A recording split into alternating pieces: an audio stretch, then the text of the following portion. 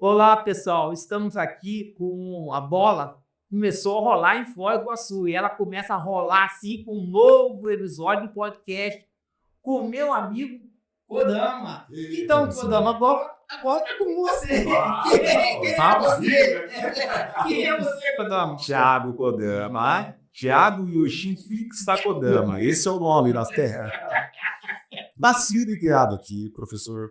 A gente já se conhece há algum tempo, né? Com certeza. O Kodama hoje, 2025, com 39 anos, feito agora em fevereiro, né? Cidadão que ama a cidade, né? Amamos Amamos, Nascido, criado, já estou há 20 anos participando de movimentos políticos, e alguns a gente já se cruzou, né?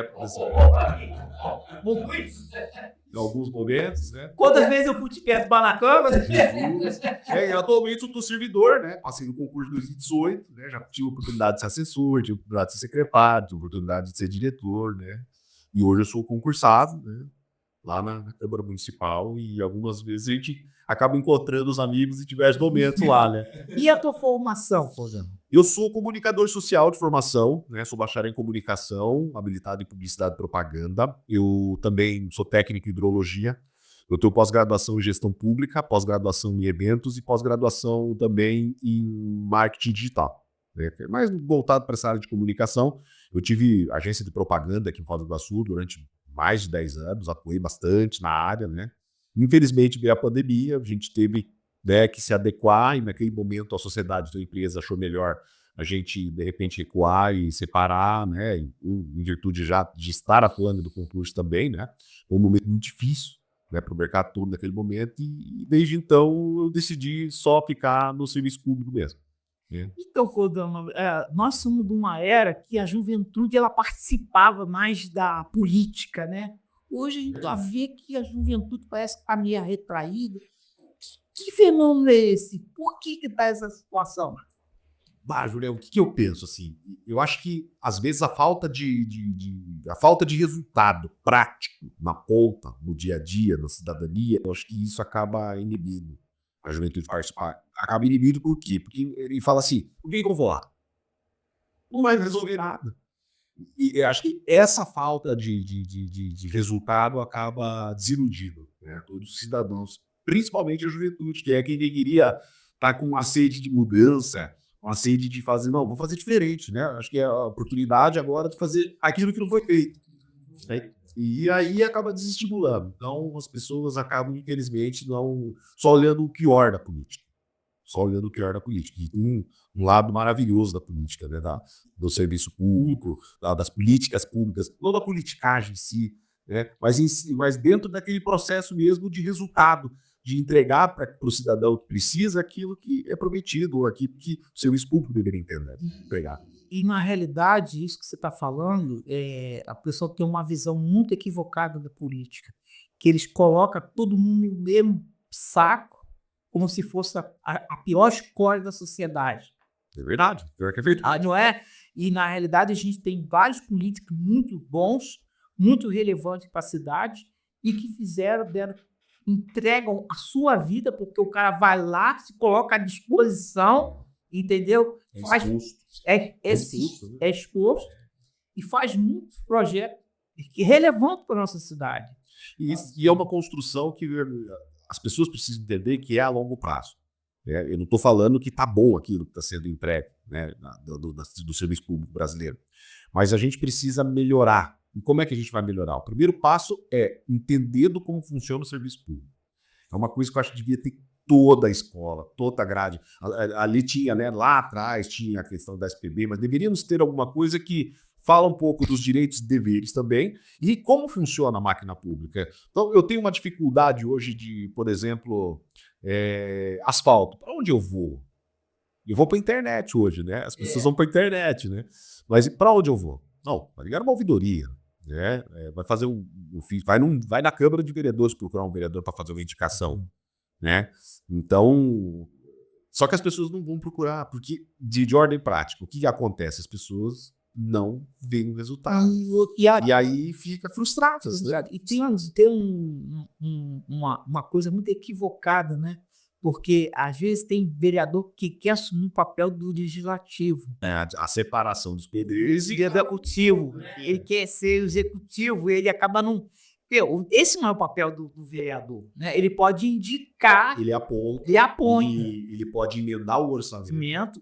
Então, assim, o vereador é quem aprova o orçamento. Então vai chegar lá o orçamento pro ano que vem. Ele vai avaliar o orçamento e ele vai analisar o que tem pro ano que vem. Tem quanto para tapar o buraco?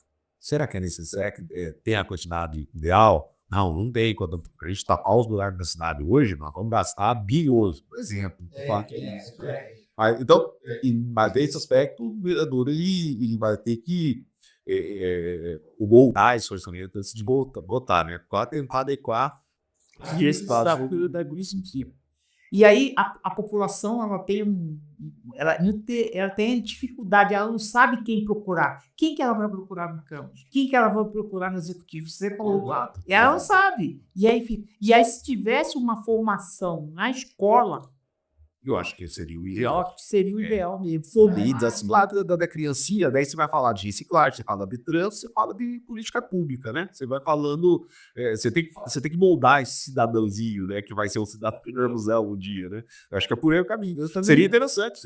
Eu não sei porquê, mas talvez, né? E aí, claro que existe uma grade nacional, a questão da educação, né? Mas talvez se o município tivesse essa autonomia para poder começar pelo menos dos pequenos agora, né? E aí, um deputado futuramente estadual brigar para que seja implantado no Paraná. Vamos pensar Brasil. Né? Pensando no Paraná. E é legal se pode. Nós tínhamos que fazer essa avaliação uma vez por semana. Aula de cidadania, uma vez por semana.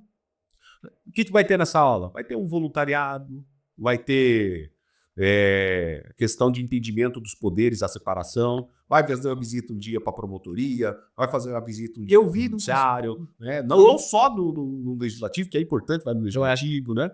Eu vi uma escola que ela simulou, né?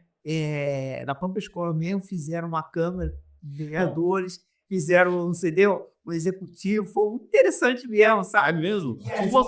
Não sei se foi fora, acho que foi uma cidade daqui do Paraná. E aí eles fizeram, que eles tinham que fazer projeto, o que eles poderiam ler lá dentro da escola, sabe? Então, botaram a secretaria, ele foi um negócio muito bem completo, uma coisa bem discutida. E aí, negociou o vereador, foi divertido, foi um negócio muito interessante. Parece que ela ganhou o prêmio, né, acho que da Globo na época, não sei. Cara, tem que procurar isso, porque é realmente muito interessante. Eu acho que essa é uma forma de ajudar a cidadania e também das pessoas entenderem qual é a função, o que faz uma secretaria, o que faz uma diretoria, como é que se organiza a máquina pública, porque aquele que eu falo assim, você tem um orçamento do Foz do Iguaçu, 2 bilhões e 200, aí o cara fala, meu Deus, quando eu não dinheiro. Mas aí você começa a fatiar, você começa a olhar e fala, gente, mas vai faltar. Mas aí você tem que dar. E aí sim você vai começar a ter um entendimento de como é que eu vou escolher aquele gestor que está falando uma coisa que ele não entende. Ou como é que eu vou escolher esse aqui que se a prioridade que ele está falando não é a minha prioridade. Né? A minha prioridade hoje é saúde. E pelo que eu vi ali, não tem dinheiro pro bolo todo. Tem dinheiro disso. E aí e é isso que penso eu, que é a democracia, né? Eu quero que seja prioridade a saúde e as ruas da cidade, não a educação e a segurança. Então eu vou votar naquele. Só que para você ter esse entendimento, você precisa conhecer a máquina. E uma coisa também que eu achei interessante, sabe, Podrão?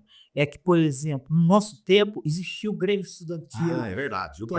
Então, participei muito. E isso, claro, que uma falha de hoje é que a escola não incentiva o Grêmio Estudantil. E a diretora tinha que incentivar, vamos eleger o Grêmio Estudantil. Isso seria uma forma de civilização, de cidadania. Tem as entidades estudantis hoje, né? Existe um preconceito muito grande.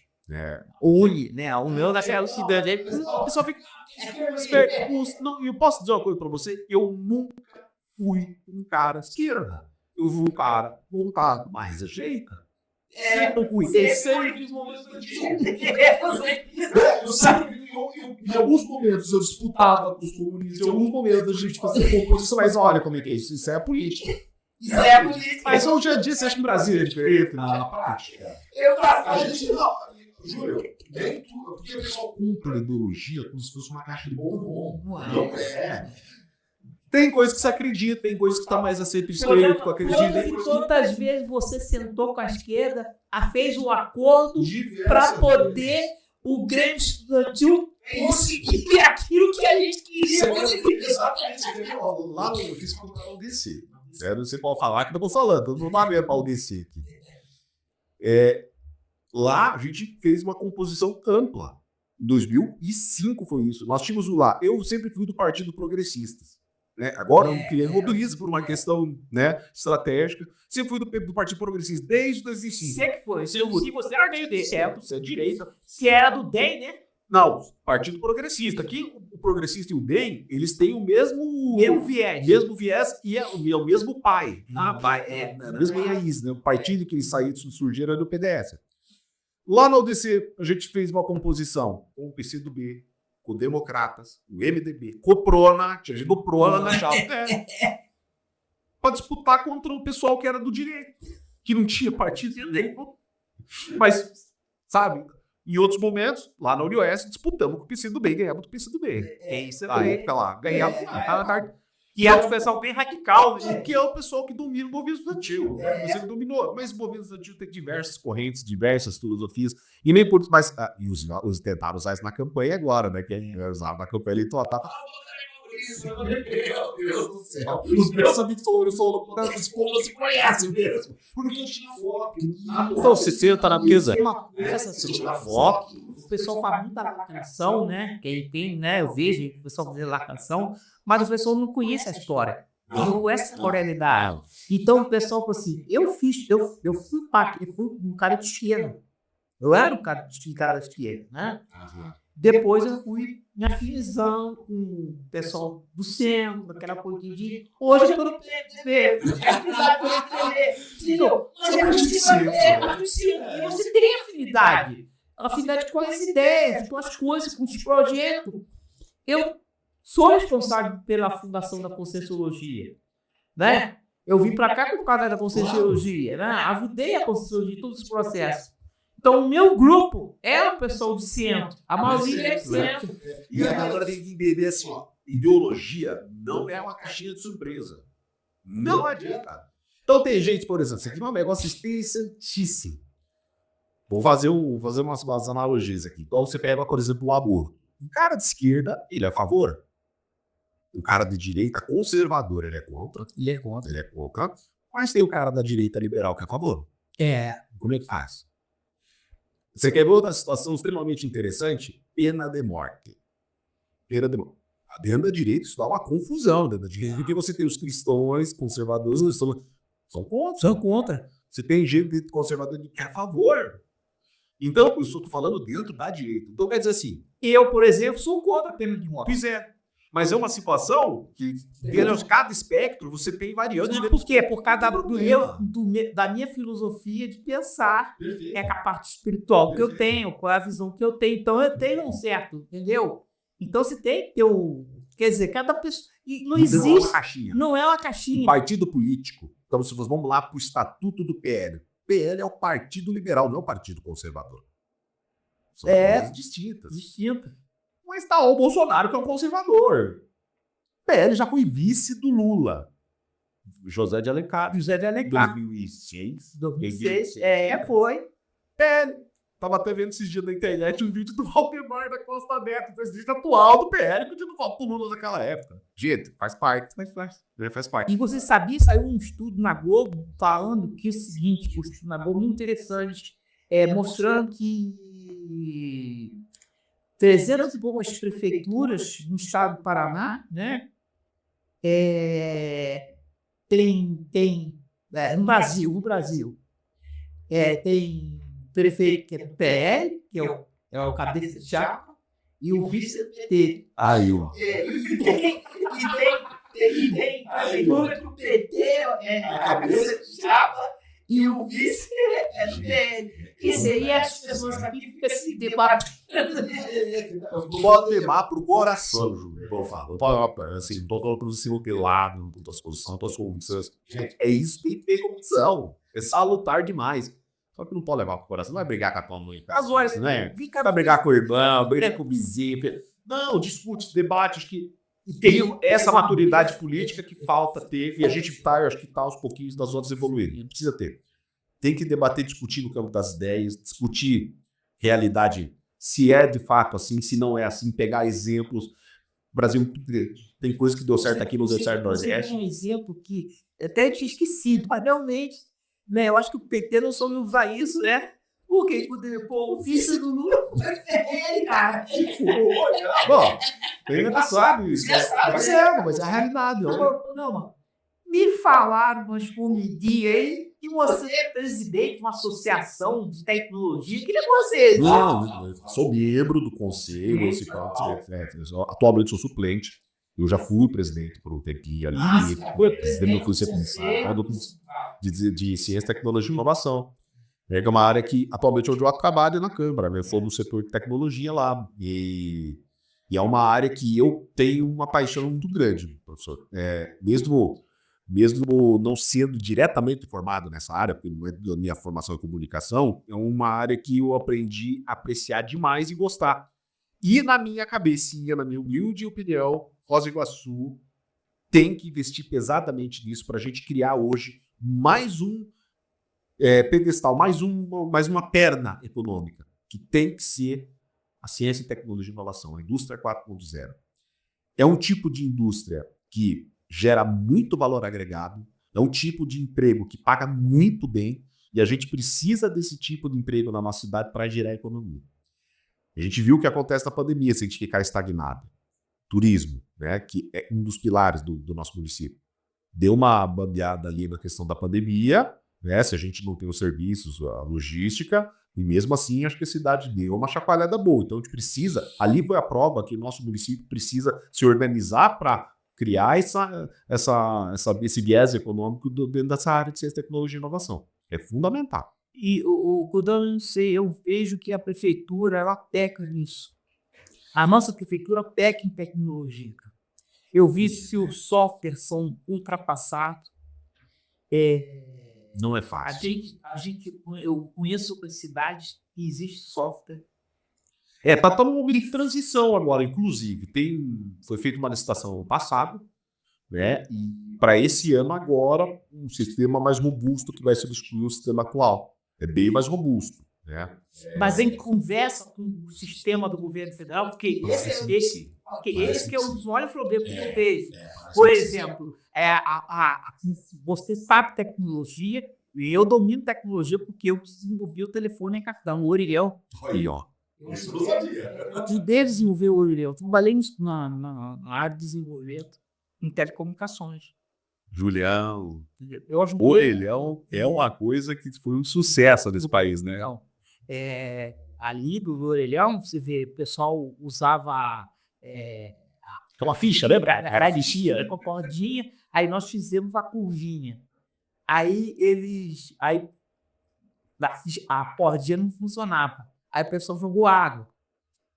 Janeiro, esse país nosso é muito ativo. Aí a gente blindou e capsulou o circuito. Certo. Aí o pessoal descobriu que era polaridade invertida. Entendeu? Colocava um diodo lá em cima, cortava o fio, descascava o fio lá em cima e colocava um diodo. Então havia inversão de polaridade e o fio caía.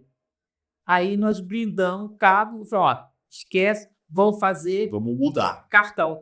Aí a tecnologia de cartão é uma tecnologia brasileira. Ah, é? Não existe, brasileira. Mas existe muito orelhão para fora do país também, Julião? Não, existe em outros países tem um orelhão, tem um sistema de moedinha, eles identificam a moeda e aí ele tarifa de acordo com o volume de dinheiro que você coloca lá.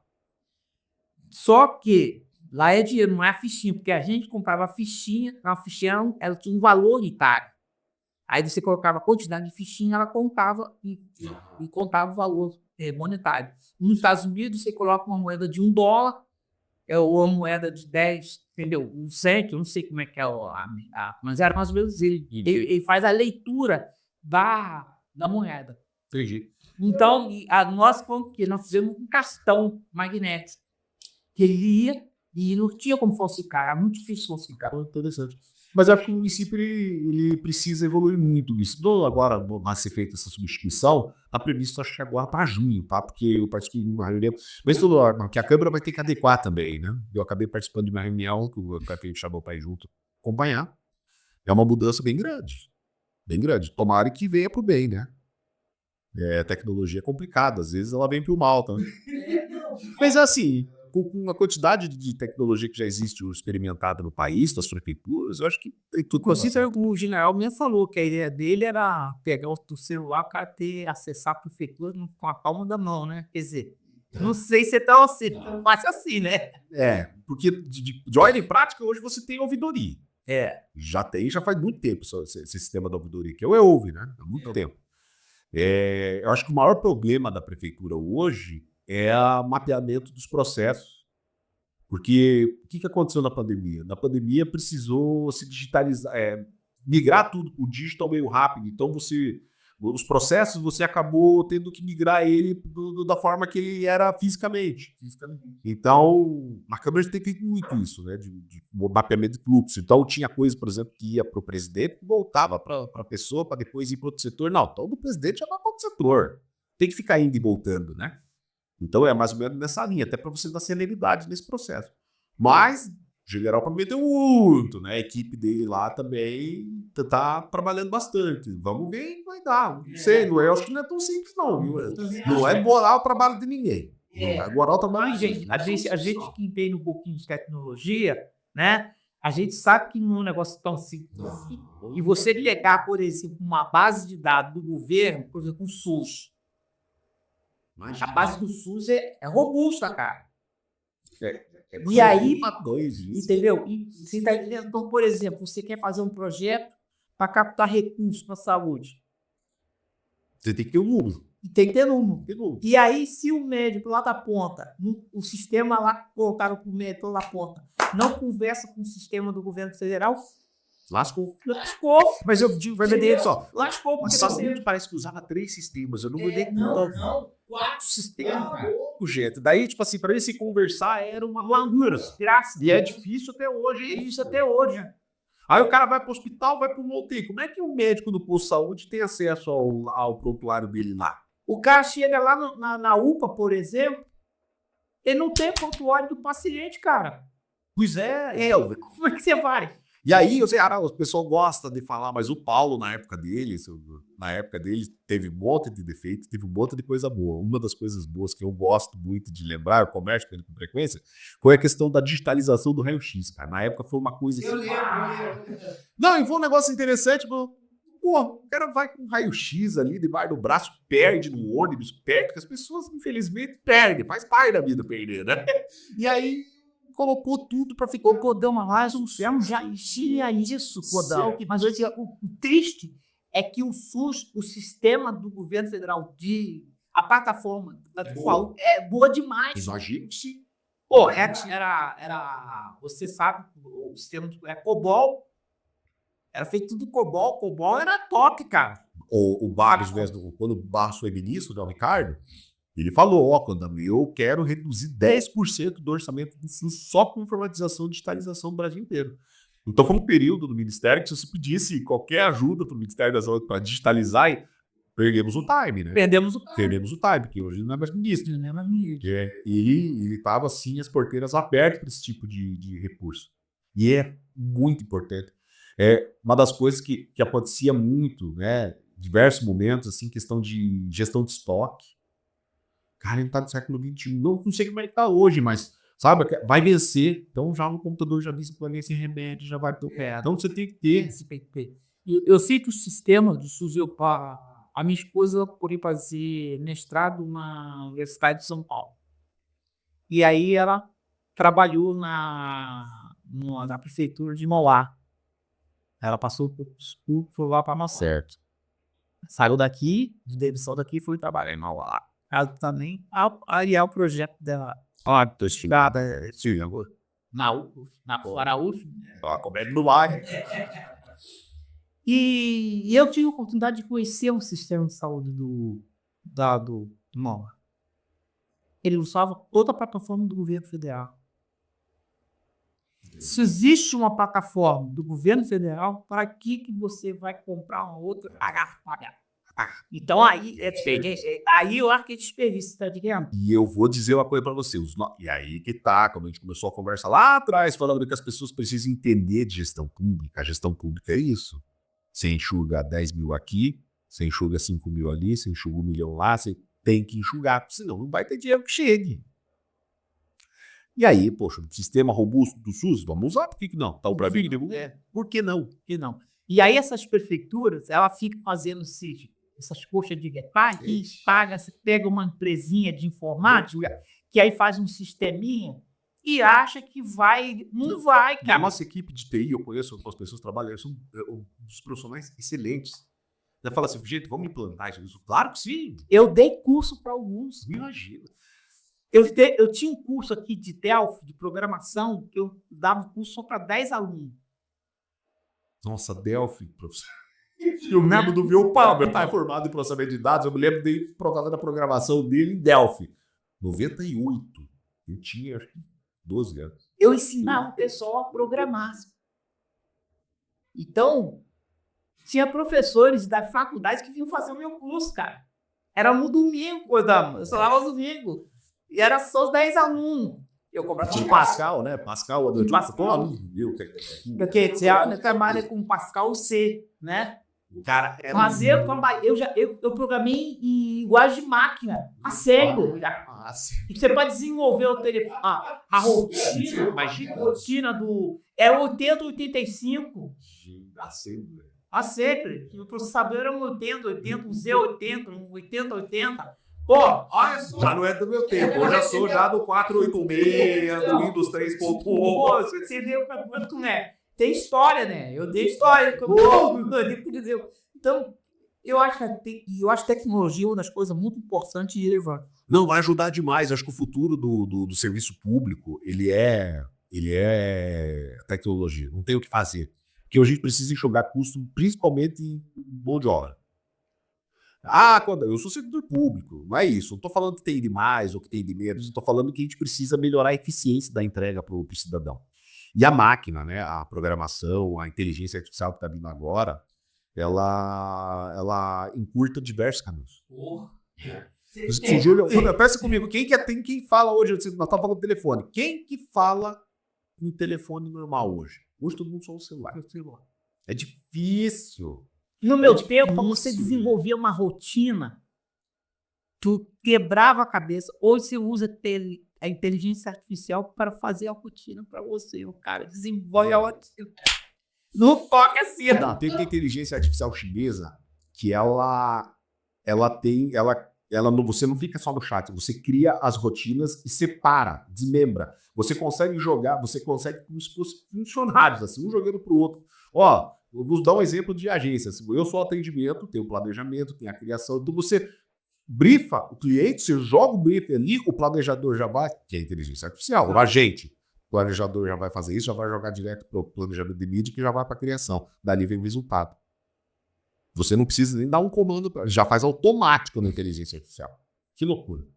Agora, partindo... Eu acho que uma coisa que eu até pergunto, que eu tô rodando candidato,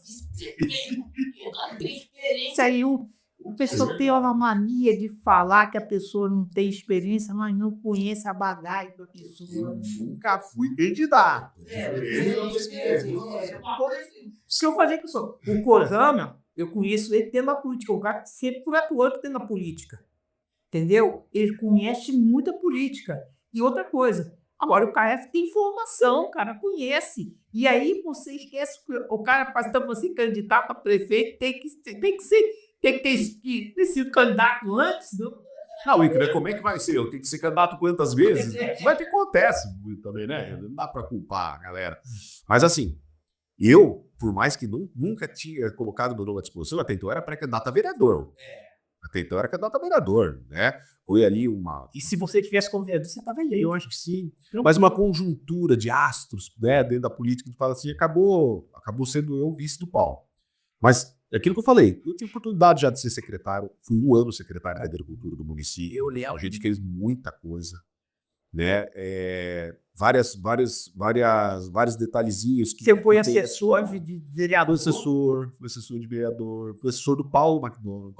Só que a parte acho que mais importante da minha trajetória política foi estagiário da prefeitura. Eu rodei muito, é verdade. Eu sou do tempo que a prefeitura pegava os estagiários. Eu comecei com o Paulo como estagiário, em 2005. Como eu era bacharel de comunicação, me colocaram lá na administração. Meio ambiente, não foi? Não, só agricultura. Só agricultura. Só que a agricultura e meio ambiente trabalha muito perto. Muito perto, é. Então, na gestão do Paulo, depois eu fui assessor, trabalhei no setor dos comércios, né? Eu rodei a prefeitura como estagiário, conheci tudo. Eu fui assessor dele, né? A parte de comércio da cidade, da Siqueira Quiosquinho, da Vila Brasil, as licitações, tudo a gente organizou na época, né? Com o Imperium Paulo, que hoje está sendo destruído, né? Tudo era para aqueles quiosquinhos. A parte dessas feiras, na época, lá atrás, era com a gente da Secretaria dos Comércios, né? Eu ajudava mesmo, o Manuel, tinha o ideal do Magalhães, que era o coordenador da Casa do Empreendedor. Eu vi nascer o projeto da Casa do Empreendedor, eu discuti com o Ederaldo muitas vezes ali junto, na época, um projeto muito bacana, hoje que a Central está lá, mas era um projeto que foi envolvido na sociedade civil, as universidades. É um negócio que estava começando, os microempreendedores estudantes. Mas você é um cara que sabe ouvir as pessoas, né, Coutinho? Tem que saber ouvir. Você tem uma história dentro do movimento estudantil, ajudou muita gente nesse sentido, né? Ajuda a gente a discutir, a ouvir as pessoas, a compartilhar, a ser mais democrático. Sim. Nós somos mais democráticos. Tem que ser. As pessoas, não é? Porque assim, Júlio, eu não sei tudo. Esses dias me perguntaram assim, Kodama, poxa, mas chegando lá, você e o Paulo, né? O Paulo tem experiência, você também, mas não mudou muito. Eu falo, olha, todo ano muda. Todo ano muda. Só que você precisa ouvir quem está lá dentro. Eu tenho certeza absoluta que a saúde que o Paulo tocou lá atrás já é outra. Todo ano muda. Pra você ter uma ideia, já mudou a lei de licitação agora, há 2 anos, né?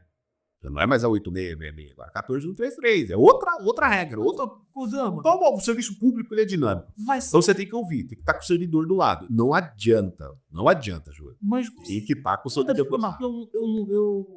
Eu discordo, sim. Discordo profundamente do... A questão do hospital. Eu acho que o hospital é um buraco. Tem uma história. Ele é um buraco. Tá, mas tem uma história, Júlio. Eu já parei para conversar com o Paulo sobre isso. Então, eu quero ilustrar uma situação do hospital que as pessoas vão entender. Santa Casa. Não era mais pagar a dívida. Mas a Santa Casa não era do município. Então, a dívida não é que paga essa dívida. O município teria que municipalizar a Santa Casa para pagar essa dívida igual. Ou se o município municipaliza aquela estrutura e ia ficar com passivo de 14 milhões, ia ter que pagar aqueles 14 milhões igual. E aquela estrutura. Mas não havia condição naquela época, de se costurar o Estado assumir essa responsabilidade? Que houve também uma omissão. Houve uma omissão. Houve, inclusive, de acordo com o Paulo, o Estado, junto com a vigilância sanitária do Estado, eles meteram uma pressão para fechar a Santa Casa no período do Paulo, porque o pessoal tem que lembrar que o Paulo disputou o SAMES, que era do MDB do Requião. Então o Requião não estava alinhado com o município, né? E houve ali um estresse, né? Houve um estresse bem grande. Então o Paulo recebeu essa notificação de fechamento da vigilância, ele teve que se virar nos 80 ali, e agora? Mas ele foi um cara que teve uma articulação muito forte com os munícipes e com os empresários da cidade para poder que o Hospital das Cataratas ajudou, a Ecomed ajudou, a Unimed ajudou. Então teve, porque tinha que construir, tinha que dar um jeito. Tinha que dar um jeito. Então eles correram para fazer um pronto. Eu, sinceramente, Júlio, eu não vejo assim que foi um erro, porque nós temos a saúde plena. A saúde plena fala que é tripartite. Né? Tripartite. Hoje, como é que está essa tripartite? O governo federal manda aproximadamente 5, 6 milhões, o município banca quase 10 e o estado do Paraná manda 2. Dois. Então tá faltando a parte do estado. Aí você vai falar assim, não deveria ser do estado, é que na verdade Foz do Iguaçu precisaria já de um hospital regional para muito tempo. Porque o regional, pro Paraná tá muito cômodo, o governo do estado do Paraná tá muito cômodo. Muito cômodo. E a gente acho que é uma das únicas, nós e aquela lá do litoral Paraná, o lá tem, já foi construído, mas acho que a gente era uma das únicas que não tinha um hospital regional. A gente atende toda a região. Daí o que acontece? Existe uma falácia. Não, melhor, não é falácia. Existe um mecanismo. Eu acho que o hospital nosso, para você gastar menos, você não é só passar ele para frente. Porque se você fizer isso, você vai ter que demitir todo mundo que está lá. E como é que faz? Tem como demitir concursado? Eu não sei se é seletista. Eu não sei qual que é o regime jurídico deles que estão lá. Alguns eu sei que são seletistas. E isso poderia ser dispensado. Mas será? Vale a pena? Até para você começar de novo outro, como é que funcionaria essa transição? Na minha ideia seria assim, continua tocando lá, enxuga, eu acho que gasta muito, dá para enxugar, quando eu falo gasto muito, eu não tô falando que tem que fazer sobrar, e é essa a conta que eu tava falando, se o município aporta 10 milhões de reais, 10 milhões, Júlio, e você já gasta hoje quanto com RH lá? 6, 7, dá 7,5, 8 pau me falei esse tempo. Então quer dizer que vai sobrar 2. Se você não mandar todo mundo embora. Então 2 bilhões resolve o problema da cidade, o pessoal fala 100 milhões. Assim, realmente gasta, mas tem a parte do partido, do Estado, do governo federal. Eu penso que Foz do Iguaçu, que o Foz do Iguaçu tem um problema seríssimo na área de saúde, porque a gente atende os brasileiros, atende argentino, porque o SUS é porta aberta. Você porta aberta. SUS é porta aberta. Aí, esse é um dos outros problemas. Então, a Foz do Iguaçu, ela recebe uma verba referente à população que nós temos, né? Mas nós abraçamos uma população. Então, professor, Isso deveria ter uma lei da cidade, por onde é fronteira, deveria ter, pessoal de cidade fronteira, ele teria que ser uns 20% da nossa cidade. Eu vou te falar que o problema não é esse, professor. Por quê? O problema não é esse. Porque o SUS paga por procedimento no hospital e nas UPAs. O problema está na tabela SUS. Também. Que é pequena. Então você imagina, se eu vou fazer um procedimento no Paraguai, no argentino, e contabilizar mas esse dinheiro... Segundo o secretário de Saúde, o município ele recebe aqueles 18% que ele tem direito para a saúde em função da população pelo IBGE. Sim, isso sim. Que existe acho que é 18 a 20 pila por pessoa. Então, é isso que ele fala. Se você tivesse um acréscimo dessa população que eu acho que para a saúde básica, acho que saúde básica. Então, isso aí é que ele falou que afeta. Ainda assim, sim. Porque os mais iguais não usam só a saúde física, que é o hospital, as UPAs, a urgência, não, usam também a unidade básica de saúde. E aí você mas, professor, o custo é altíssimo. É muito dinheiro. Tem que dar uma melhorada na eficiência, na entrega. É isso que eu tô falando. Tem condição de fazer isso? Se der uma cavucada, vamos falar aqui.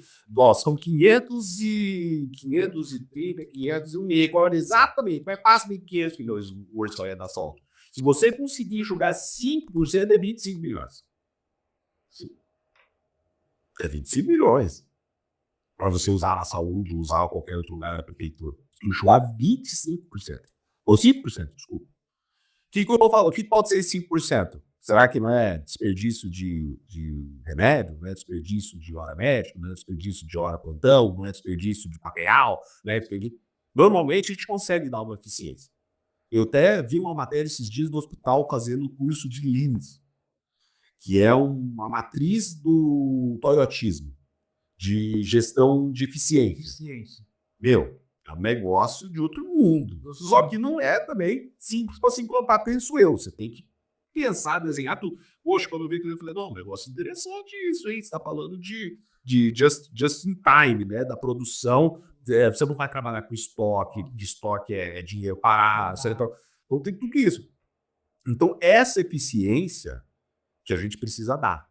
E aquilo que eu falei, se nós conseguir dar eficiência de 5% no orçamento da saúde, quanto já sobrou? Eu estou falando de um orçamento. É muito dinheiro.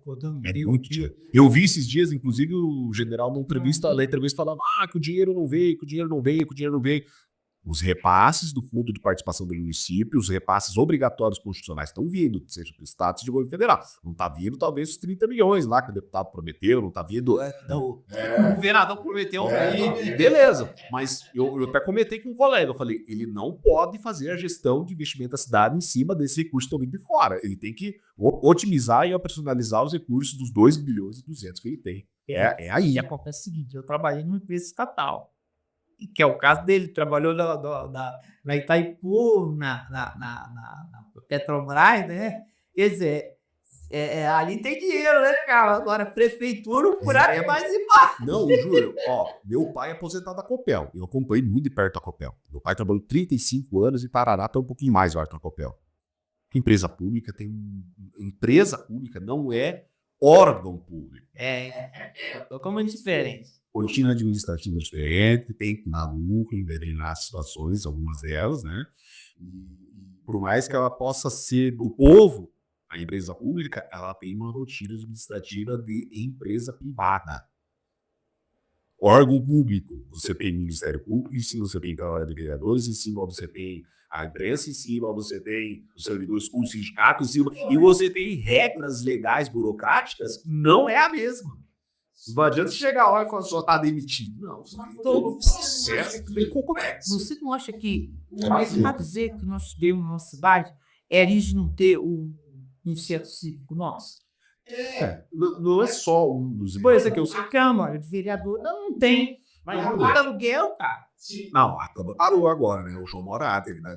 Já só tá com o João. O João foi corajoso, o João. A Câmara, 20 e poucos anos, pagando aluguel num outro prédio lá, e enxugou, meteu o teletrabalho, fez uma matemática lá pra acabar com o aluguel. Não, ele tá todo mundo escrevendo aqui, Mas ele botou na cabeça que ia acabar. Pra mim, foi um dos melhores diretores de dentro. O João foi um excelente presidente. E modernizou tecnologicamente, tem Foi sem gente falar mal dele. Pois é, eu acho que ele foi um dos injustiçados dessa eleição. Eu também ia ter ganhado isso. Isso aí que a gente fala, por exemplo, um indivíduo desse, né? João, um abraço, viu? Vou trazer você no podcast. Você que você num restaurante, né? Já falei, vou trazer você no podcast. Cara, o João foi um gestor muito bom. Muito bom. Ele modernizou bastante a Câmara. O pessoal fala do orçamento. Ele colocou 8 milhões no orçamento desse ano para a construção da Câmara Nova. Ele que ajustou tudo isso. Então ele acabou com o aluguel. Papel ele reduziu quase a zero. Ele organizou todos os fluxos junto com ele melhorou aquela sonoridade da Câmara. Não, a parte técnica de imagem ficou nada. A gente precisa. O cidadão vai lá, ele tem que ouvir bem, ele tem que... Parece que ele ouviu você, ou quando... Não, o José foi um cara que jogou junto com o servidor da Câmara. Ele, por isso que ele foi um dos melhores presidentes que teve. E aí, o serviço público tem isso, né? Você tem que pensar que o servidor... Aquela coisa... E outra, e não é só você pensar que o servidor... Você tem que fazer o servidor pensar. Você tem que fazer o servidor pensar. Porque o servidor tá lá, às vezes ele tá só enxergando esse lado aqui. Então você tem que fazer ele enxergar o outro lado lá. Você tem que fazer ele pensar. Estimular ele a pensar para ele te ajudar na solução. Bota, você tem 25 mil cirurgias para fazer. Como é que faz? Não, tudo bem, tem 25 mil, então chama toda a equipe de gestão e fala, poxa, não tem como a gente fazer aqui em Eudória, fazer em São Paulo, aluga lá em Itabé, de madrugada lá, né? Aluga outros hospitais aí na cidade de madrugada, vamos trabalhar 24 horas, então segue garantido. O prefeito de Lisboa, olha só, eu sei que meu sobrinho, ele mora em Portugal, tá passando um dia na minha casa. Ele falou lá a prefeitura não tem, todas as creches não são municipais, né? Então ele pegou, fez um convênio com as creches privadas. Entendi. Então, um filho ele estuda, ele fica na creche privada, mas quem paga é a prefeitura. Sim. Nós temos déficit de creche fora. São mais ou menos umas 3 mil crianças. Entendeu? Então, por que não fazer parceria com essa privada? Para a educação, é muito recurso, tem dinheiro. E eu acho que pode existir legislação para fazer isso. Inclusive, o Brasil já deve estar fazendo. Tu falou do passo municipal, e aí a gente começou a falar de eficiência, mas eu quero lembrar assim, Júlio, que a nossa cidade começou aonde? Normalmente, as cidades crescem em volta da prefeitura. Só que a nossa cidade começou lá perto do Rio Paraná, lá onde está hoje. Então ela vem crescendo para cá. Precisamos sim do passo municipal. Sinceramente, acho que não é a prioridade hoje da cidade. Eu acho que é a saúde. Essa é a prioridade. Eu entendo que a prefeitura gasta 4, 5 milhões de reais por ano, gasta de aluguel, numa gestão de 20 milhões, é dinheiro, né? Eu entendo isso, só que não vai acontecer. Tem recursos para isso? Tem. Agora sim vai ter, né? O aluguel lá do centro de convenções são 75 mil. Sei que eu fazia um prédio, 3 prédios. Você sabe o que eu faria que tem dinheiro? Eu sou os prefeitos. Rodando. Já rodando. O que eu faria? Eu construiria uma prefeitura talvez não tão grande desse jeito. Usaria metade desse dinheiro para construir o prédio. Entendeu? E a outra metade eu gastava na saúde. Esse ano isso eu faria. Então, Investir o que precisa rapaziar essas milhas de gente não fala cal. Todo mundo reclama. Tá demais. Eu não boto um cidadão todo santo dia ali no celular que rodando do jeito. você tem linha, ó, e você que tá na cama, você sabe, você recebe. Acho que você é conhecido. Tem pessoas para dar rua, perguntam o que eu posso fazer. E o que eu posso fazer? Só os caras do Então é uma loucura mesmo. Você falou, uma loucura mesmo. E a saúde, ela é um gargalo. Eu estava conversando com o secretário e eu falei, por exemplo, a linha do cuidado de Foz do Iguaçu do idoso, então o cara aqui hoje tem que funcionar para cuidar da linha, cuidar do idoso, do diabético, da criança, do hipertenso e um negócio de doenças, né, mentais, não sei direito qual é, mas o cara toma conta de 5 linhas de cuidado. Aí você vai em São Caetano do Sul, você tem 5 funcionários só para cuidar da linha do cuidado do idoso. Então, isso é um problema sério. Nós não temos servidor rodando. Na saúde, falta servidor. E aí eu vejo candidato na época da campanha, candidato prometendo muitos fundos, mas a gente sabe que se você não tiver, que a linha do cuidado é que vai passar políticas públicas para idoso, para criança, diabético, como?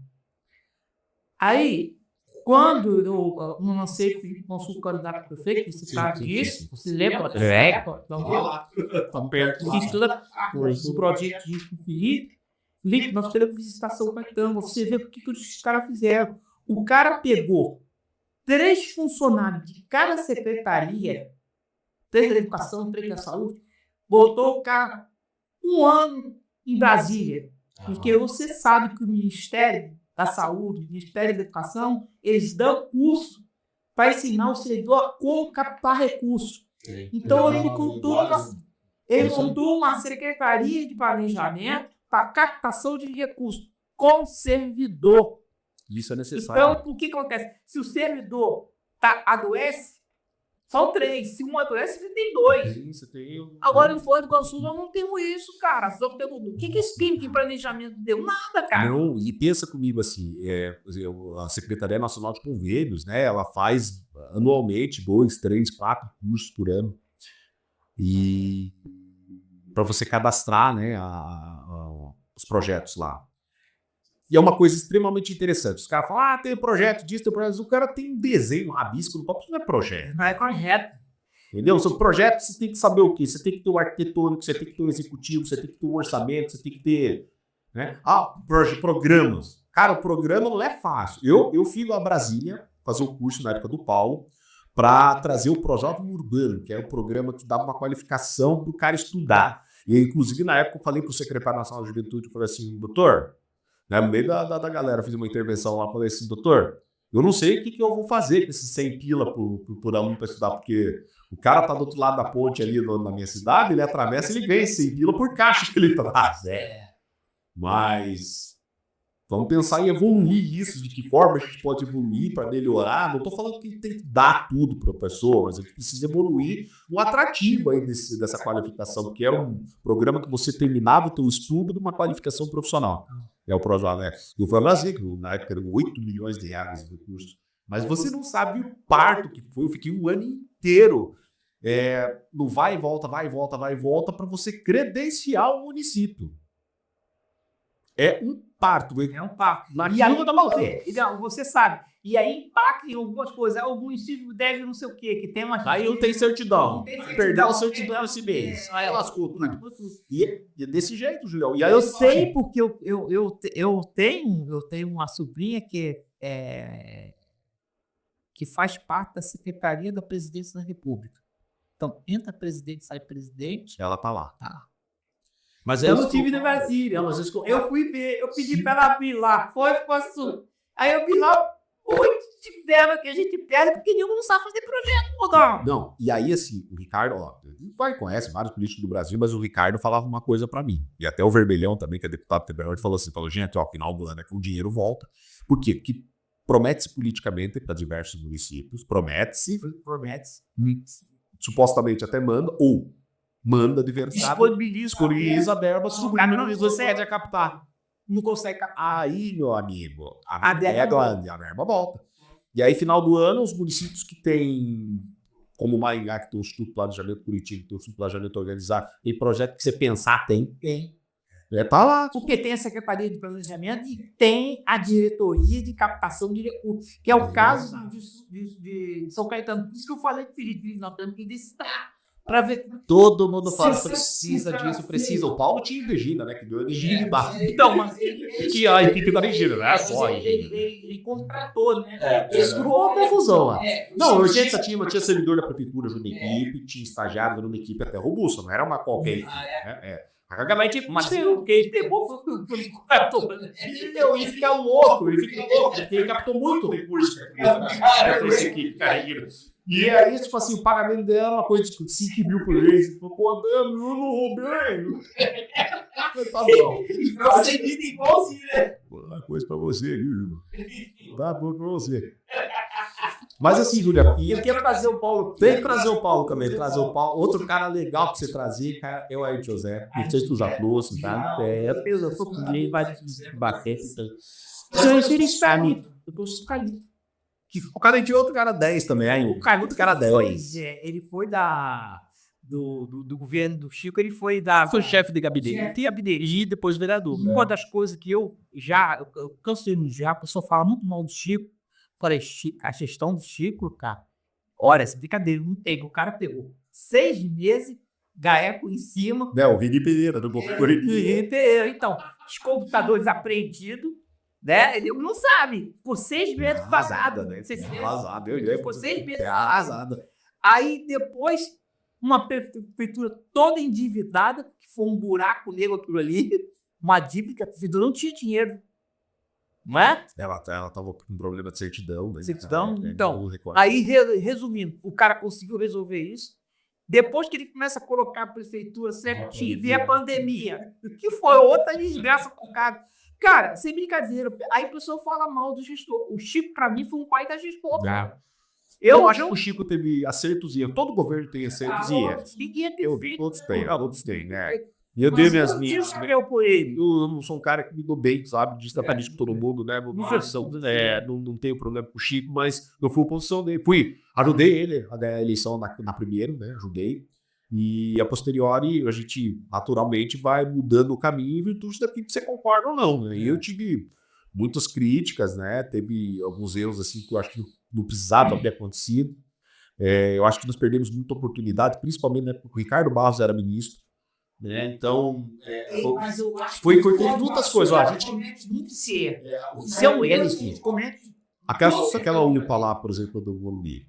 Não é UPA, começou a vir recurso para isso, né? Ali o C4, estava ali para agora, começou a vir recurso. E tantos outros momentos assim, históricos que você deve poder ter aproveitado, assim, da Morgana governadora. A gente fez algumas coisas, mas não fez mais. E essa é a nossa crítica, né? A Cira ficou 7 meses, eu lembro. Cira, nosso partido. A Cira falou um dia na rádio, quando ela foi anunciar o viaduto querido, o viaduto polêmico ali. Ela falou assim, gente, eu preciso de projeto. Aí todo mundo fala, mas não tem projeto. Não tem projeto. Você tem a ideia, você tem o rabisco, mas o palpável você não tem. Infelizmente. E o general tem falado, tá cheio de projeto, eu quero ver o palpável. O Ricardinho teve aqui e falou que o general botou 11 projetos debaixo do braço, foi lá para Curitiba para não sei o quê. Não, Tudo bem, tomara que sim. Eu tô assim, Agora, deu tempo de fazer 12, 13 projetos grandes aí, daqui até, não sei, né? Agora, com essa venda... Mano, a gente tem um pouquinho de experiência na gestão pública e a gente fica olhando ressabiado cada um. Às vezes mas a maioria das vezes não é. Agora ele falou que vai construir 3 prédios, cada prédio de 20 andares. Eu vi isso. E não sei. Empreendimento imobiliário. Não, pode ser. Algumas salas vai locar para o governo do estado, por exemplo, botar numa regional, a regional da educação, ali dentro do prédio, com a sala, aluga a sala para escritório jurídico. Você vai rentabilizar quanto? 3 milhões por ano? Eu não entendo disso, sabe? Eu tô falando. Vai rentabilizar quanto? Eu tô falando, lá com o serviço desse aí, para natural. Era bonito no papel. Agora, eu não sei se há essa necessidade desse 3 prédios. Você lembra que eu tenho aqui? Eu falei diferente. Eu faria metade de botar na saúde, outra metade para resolver o problema dessas filas, né? Tô aqui, general, uma ideia, né? Esses dias teve então, acho que o secretário de falou assim: o pessoal da oposição pode falar, o senhor não me tem um texto. E não dá ideia. Tô dando uma ideia aqui, ó. Pega metade do dinheiro, usa para resolver o problema das filas, que eu acho que aqui 30 milhões não tem. Não, tomara que venha, moça. Pelo amor de Deus, tomara que venha, mas... A gente torce, cara. As pessoas pensam que a gente é oposição, a gente não é oposição, a gente torce. É que a realidade é a gente triste. torce pelo nosso município, porque não é questão de foto do nosso. Eu moro aqui, cara. Eu vivo aqui. Eu como aqui, cara. Eu sonho aqui, cara. Então, dizer, tudo que for melhor, a gente torce que vamos dar os prazos. Eu acho que a gente tem que dar prazo. Eu acho que você não pode condenar um gestor com pouco tempo. Por isso que quando o pessoal fala mal do Chico, eu faço algumas ponderações pelo percalço que ele passou. Eu acho que você... Momentos difíceis. Sim. Se você pegar, por exemplo, um cara ficar 6 meses parado por causa de um gaeta em cima do teu pescoço, da corrupção do governo anterior, você pegar uma prefeitura, porque o Chico entregou uma prefeitura com dinheiro, cara. Ele falou que sim, né? Sim, ele falou com dinheiro. Eu também não vi ninguém falando que não, né? Aí agora... O dinheiro tá lá, você vê as contas, não vai tá com dinheiro. Então, é diferente, ele pegou a prefeitura sem dinheiro, endividado, um servidor com salário atrasado. Acho que não tava tanto assim do Chico, mas tava... Acho que tinha uns 56 milhões de reais. Não, tinha... Mas tinha um bom. Acho que tinha uns 56 milhões. Não, dinheiro, 56 milhões. 3 meses de salário atrasado. Não tava. Não, só se for para terceirizado, porque pro do executivo não. O terceirizado que lá. Não, pro executivo não. Aí o que acontece? O cara pegou. Depois o cara pegou a pandemia. Que prefeito que pegou a pandemia, cara? Pandemia foi uma desgraça. Foi uma desgraça, bicho. Para a saúde, o custo para a saúde da pandemia foi altíssimo. Então, por isso eu dou um desconto, sabe? Mas tinha muitas coisas assim que podia ser menos gasto, tinha muitas coisas que poderiam ser feitas de forma diferenciada, mas tá bom, passou, né? Diz que quer ser deputado. Diz que quer, né? Vai se divertir todo dia. Se a gente tiver um deputado federal... Você tem que eleger a maior quantidade possível. Só que ele tem que ter uma maturidade política, Júlio, para não também perder o que já tem. Eu não tô falando de não reeleger, sabe? Mas tô falando assim, a gente tem hoje um deputado estadual, que é o Matheus, e nós temos 3, supostamente, deputados federais. Né? Tem o Vermelho, o Jacobo e o Luciano, que é suplente. Suplente. Então, são 3. Fechar essa matemática aí. A gente precisa manter pelo menos... O cara tem que fazer uma emenda positiva lá de milhões, cara. Eu acho que cada deputado tem 20 milhões, o federal, não me recordo exato quanto que era, mas eu tô falando de números antigos. Não, se me falava 37, não sei se é tudo isso, mas deve ficar em torno dos 25, 26, positivo. Me falaram que tem disponível para cada deputado 60 milhões. Porque hoje você tem a emenda do relator, você tem a emenda de comissão, coisas que são positivas. Nós estamos vivendo um parlamentarismo, na verdade, sabia? Por isso que eu sou adepto. Uma coisa que a gente precisa discutir na nossa democracia é distrito. Distrital. Você sabe por quê, Júlio? Porque o distrito, vamos falar o seguinte, a nossa macro-região aqui oeste, esse distrito nosso tem 1 milhão de habitantes. 1 milhão de habitantes tem que dar direito a 2 deputados federais. A gente tem certeza absoluta que a gente vai ganhar uma quantidade X do recurso federal.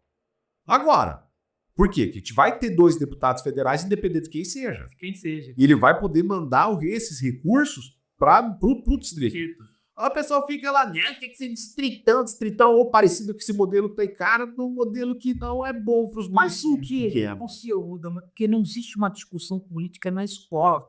Porque se a gente formar esse jovem para entender, porque muita gente não sabe o que é voto distrital. Pois é. Pessoal, e é uma coisa que era assim, idade você disputa dentro dos partidos e do distrito.